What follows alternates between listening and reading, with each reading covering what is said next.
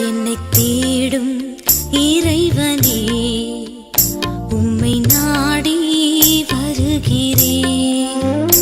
என்னை தேடும் இறைவனே, உம்மை நாடி வருகிறேன். இன்றைய தியானத்தின் தலைப்பு யோனா.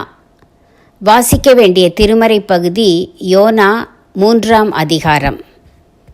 யோனா, தேவன் தாம் அவர்களுக்கு செய்வேன் என்று சொல்லியிருந்த தீங்கை குறித்து மனஸ்தாபப்பட்டு அதை செய்யாதிருந்தார். யோனா 3:10.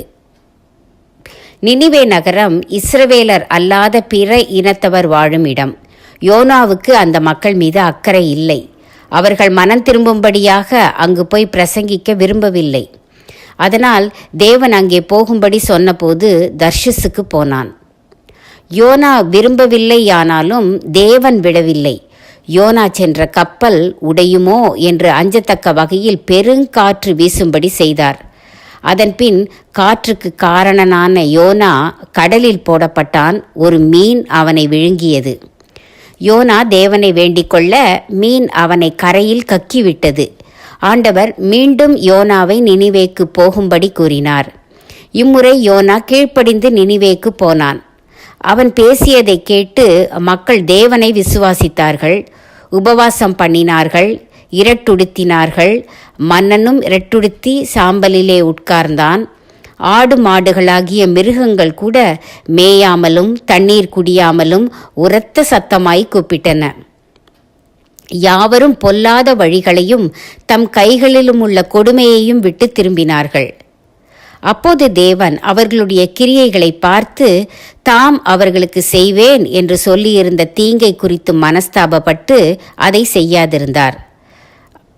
அதாவது தம் மனதை மாற்றிக்கொண்டார். யோனாவுக்கு இது மிகவும் விசனமாயிருந்ததாம். கடும் கோபம் கொண்டான். தேவன் இரக்கமும் மன உருக்கமும் நீடிய சாந்தமும் மிகுந்த கிருபையும் உள்ளவர். ஆனாலும் அழிப்பேன் என்று சொன்னவர் மக்கள் மனம் திருந்தியவுடன் மனம் மாறிவிட்டாரே என்று அங்கலாய்த்தான்.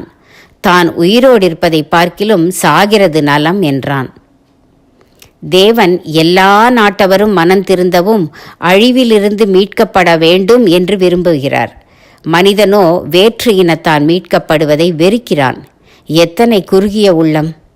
மனிதர் அனைவருக்கும் மன உருக்கமும் இரக்கமும் இருந்தால் மற்ற நாட்டவரும் இனத்தவரும் அழிவிலிருந்து காக்கப்பட வேண்டும் என்று விரும்பினால் நற்செய்தி பணி வேகமாய் நடைபெறும்.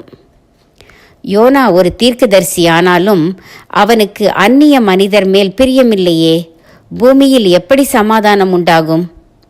யோனா ஒரு தீர்க்கதரிசியானாலும் அவனுக்கு அந்நிய மனிதர் மேல் பிரியமில்லையே. பூமியில் எப்படி சமாதானம் உண்டாகும்? தீர்மானம்: உலகம் முழுவதிலும் உள்ள மக்களை நான் நேசிக்கிறேன்.